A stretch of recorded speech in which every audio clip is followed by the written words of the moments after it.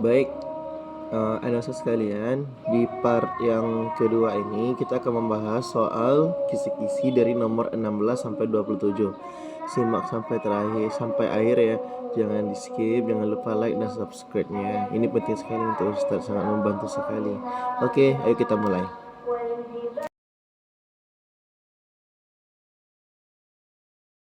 Baik, untuk materi nomor 16 itu malah menentukan contoh kalimat langsung. Ingat, ini kalimat langsung. Kalimat langsung itu adalah kalimat yang mengutip perkataan. Untuk nomor 17, materinya adalah menentukan imbuhan yang tepat pada sebuah kata. Nah, contohnya seperti ini. Dia menulis sebuah cerita pendek. Imbuhan yang tepat untuk tulis dalam kata tersebut adalah sederhana sekali ya, menulis. Maka kalau kata dasarnya tulis, apa yang digunakan? Iya betul, jawabannya adalah sederhana ya. Yang seperti ini jangan diabaikan ya, harus teliti ya. Oke. Keimbuhan itu ada beberapa. Yang kalau di awalan itu ber, me, di. Yang di belakang atau di akhiran contohnya ada kan, an. Sedangkan untuk sisipan seperti yang diajarkan di kelas dulu ada L dan M. Nah, ini contoh soalnya, silakan dipelajari. Ingat, ini mudah, tapi konsepnya harus teliti, oke?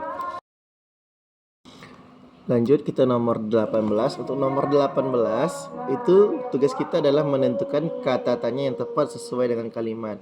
Masih ingat 5W1H? Ini materinya 5W1H. Apa, siapa, kapan, di mana, bagaimana, dan kenapa. Nah, sesuai contohnya titik-titik buku apa yang kamu baca sekarang. Nah, ini sesuaikan saja dengan kata tanya yang dibutuhkan. Contohnya yang seperti saya tampilkan, titik-titik buku apa yang kamu baca sekarang. Apa kata yang tepat untuk melengkapi kalimat tersebut? Ya betul, jawabannya apa. Opsinya ada pada poin A. Apa buku yang kamu baca sekarang?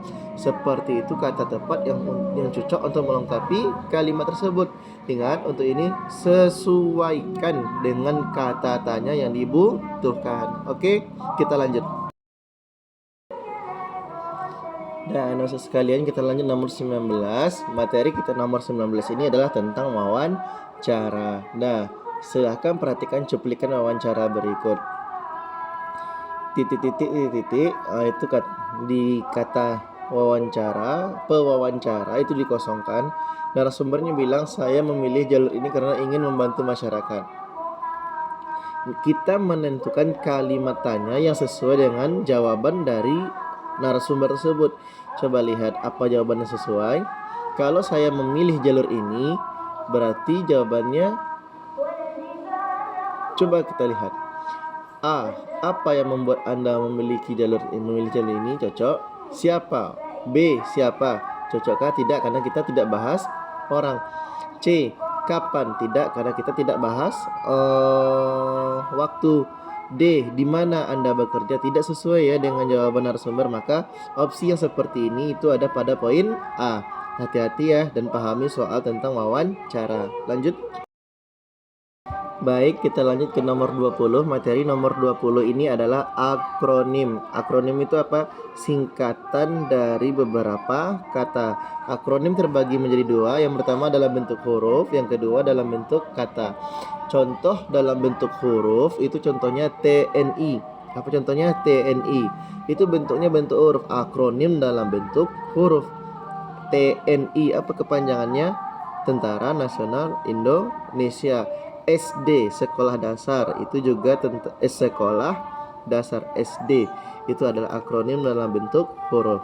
Akronim yang kedua itu dalam bentuk kata. Contohnya gabungan dari beberapa kata. Contohnya puskesmas. Panjangannya adalah pusat kesehatan masyarakat. Ada yang contohnya lain yang dalam bentuk kata itu seperti posyandu, pusat kesehatan terpadu. Nah, Ustaz sudah contohkan sebuah soal, silakan antum buat jawab sendiri. Di situ ada jawabannya juga. Jangan lupa ya, untuk soal seperti ini akronim ada terbentuk dua. Yang pertama dalam bentuk huruf dan yang kedua dalam bentuk kata. Oke, lanjut. Lanjut untuk soal nomor 21 itu tentang teks eksplanasi, di mana pada teks ini kita menjelaskan suatu proses terjadinya suatu fenomena. Nah, saya sudah sebutkan sebuah contoh. Untuk soal seperti ini cukup sesuaikan saja dengan sesuaikan dengan jawaban yang sudah diminta. Contohnya, topik yang sesuai dengan tersebut adalah, nah kita lihat aja kalau sudah bahasa yang kayak ini, lihat aja, baca aja karena pendek. Proses fotosintesis, maka yang dibutuhkan jawabannya adalah A, fotosintesis. Ini sederhana sekali, cukup teliti saja ya. Lanjut. Baik, selanjutnya materi kita tentang penggunaan huruf kapital. Anak-anak sekalian, masih ingat dengan penggunaan huruf kapital? Penggunaan huruf kapital itu kadang-kadang kita gunakan juga pada yang pertama awal kalimat, yang kedua nama orang, yang ketiga nama tempat. Tapi tempatnya ini harus sesuai dengan ketentuan. Contohnya rumah apa? Rumah sakit. Contoh rumah sakit apa? Kalau rumah sakit saja tidak berhuruf kapital, tapi kalau rumah sakit Ibnu Sina baru dibesarkan ya. Yang kedua nama Tuhan, nama malaikat, nama nabi. Yang keempat nama gelar orang juga digunakan huruf kapital. Nah, saya sudah sebanyakan sebuah contoh. Saya suka membaca buku di perpustakaan. Yuk kita cek mana yang huruf kapital. Yang pertama S, saya itu dibesarkan karena awal kalimat. Suka biasa saja, tidak ada hal yang penting. Membaca biasa saja, buku biasa saja, di bus biasa saja, perpustakaan juga biasa saja. Kenapa perpustakaan biasa saja? Karena perpustakaan ini tidak diikuti nama keterangan. Contohnya perpustakaan Muhammad Hatta, baru besar perpustakaannya. Kalau tidak diikuti nama penting maka tidak dikasih huruf kapital. Nah, untuk yang seperti ini hati-hati ya. Kemudian juga hati-hati penggunaan huruf kapital pada nama-nama tempat-tempat tertentu. Contohnya seperti apa? Pasaman Timur. Pas P-nya besar, T-nya juga besar. Pasaman Barat, P-nya besar, B-nya juga besar. Juga pada penulisan gelar seseorang, contoh Edrial SPD. Edrialnya E-nya besar, S-nya besar, P-nya besar, D-nya kecil. Ini ada di catatan kita yang kemarin, jangan lupa dibahas-bahas lagi. Oke, coba cek. Untuk soal seperti ini harus teliti ya. Untuk soal seperti ini harus teliti, betul-betul dibaca opsi jawabannya. Paham tum? Mantap. Lanjut kita ke nomor 23, yaitu menentukan mana yang kalimat perintah. Anak sekalian, sederhana saja, kalimat perintah itu selalu diakhiri dengan tanda seru. Tahu tanda seru? Tanda seru itu lambangnya seperti I terbalik, garis, titik di bawahnya. Itu disebut dengan tanda seru. Ustadz sudah contohkan sebuah kalimat, kalian jawab saja sendiri mana yang ada tanda serunya, itulah yang kalimat perintah. Ini contoh soalnya, silakan dijawab dan teliti. Oke. Lanjut nomor 24, kita akan menentukan dan memprediksi akibat yang akan terjadi. Nah, untuk ini kita harus pandai memprediksi. Prediksi itu apa? Memperkirakan hal yang akan terjadi. Contohnya seperti ini. Jika tidak ada hujan dalam waktu lama, tanaman akan layu dan mati. Soalnya adalah akibat yang terjadi jika tidak ada hujan dalam waktu yang lama adalah A. Tanaman subur, tidak. B. Tanaman layu dan mati, bisa jadi. C. Tanaman lembab, tidak. D. Hewan banyak minum, tidak, karena tidak ada hujan dalam waktu kurun yang lama. Maka jawabannya mana yang tepat adalah betul B. Tanaman akan layu dan mati. Ingat, memprediksi itu memperkirakan hal yang akan terjadi. Bisa dipahami ya, diulang-ulang ini. Oke, lanjut nomor 25. Pada nomor 25 kita akan mengidentifikasi latar pada suatu cerita. Latarnya latar tempat. Ingat, fokus ke latar tempat. Untuk soal-soal seperti ini sesuaikan saja dengan teks. Ingat, sesuaikan dengan teks. Contohnya, di sebelah desa kecil di pinggir pantai hidup seorang nelayan bernama Pak Tono. Latar tempatnya adalah di mana? Desa kecil pinggir pantai. Cukup sesuaikan dengan teks. Oke.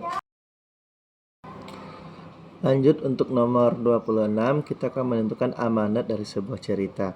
Amanat ini artinya apa? Pesan atau pelajaran yang bisa diambil pada sebuah cerita tersebut. Nah, kita contohkan soal seperti berikut. Soal seekor burung kecil belajar terbang dan dari induknya. Setelah berhasil, burung kecil itu berterima kasih kepada induknya. Amanat yang ada pada cerita di atas adalah pentingnya belajar dari orang lain. Ingat, soal seperti ini cukup sesuaikan saja dengan teks. Jangan berlebihan, jangan di luar pada teks. Ingat, kuncinya sesuaikan pada teks. Oke. Lanjut untuk nomor 27, kita akan mengidentifikasi watak tokoh. Nah, watak ini apa? Sifat pada tokoh itu sendiri. Ingat, watak itu sama dengan sifat. Watak sama dengan sifat.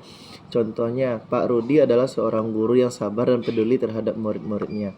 Watak Pak Rudi adalah ya sabar dan peduli sesuai dengan teks. Sederhana ya. Nih, baca penjelasannya pada contoh yang sudah Ustaz lampirkan. Oke. Lanjut nomor 28, kita akan belajar bagaimana cara menulis tempat dan tanggal pada surat. Dan anak sekalian, untuk yang seperti ini kalian harus hati-hati. Kalau menuliskan tempat dan tanggal surat, kita mulai dari mana? Dari tempatnya saja dulu. Tempat itu pasti diawali dengan huruf kapital. Ingat, awal saja huruf kapital. Antara tempat dan tanggal itu dipisahkan dengan tanda koma. Tempat dan tanggal dipisahkan dengan tanda koma. Selanjutnya kita masuk tanggalnya. Tanggal itu bisa angka. Contohnya 1 Januari, 2 Januari, 3 Maret, 18 Agustus. 18 Agustus itu 18-nya adalah angka. Bulan, setiap kata bulan itu diawali dengan huruf kapital. Januari sampai Desember, awalnya saja huruf kapital. Kemudian diakhiri dengan kata huruf angka pada tahun 2025 contohnya. 2025 itu semuanya angka. Dan jangan lupa diakhiri dengan tanda titik ya. Nah, contohnya seperti ini. Penulisan yang tepat pada tanggal surat yang benar adalah A. Jakarta, J-nya besar, 10-nya angka, Januari, J-nya juga huruf besar, 2023. Mungkin ini betul. B. Jakarta, 10 Januari 2023. Ini salah ya, karena apa? J-nya dan baik kepada kata Jakarta dan kepada kata Januari penulisannya kecil. Maka ini salah. C. Jakarta dan 10 Januari 2023. Ini juga salah ya, karena semua kata pada Jakarta dan Januari ditulis dengan huruf kapital. Nah, cukup awal katanya saja. D. Jakarta 10 Januari 2023. Ini juga salah ya. Salahnya di mana? Setelah kata Jakartanya tidak ada kata koma. Ingat, harus ada tanda baca koma. Januarinya J-nya kecil. Maka yang seperti ini jawabannya adalah pada opsi A. Oke, paham ya? Ini agak sulit, cukup teliti saja. Oke.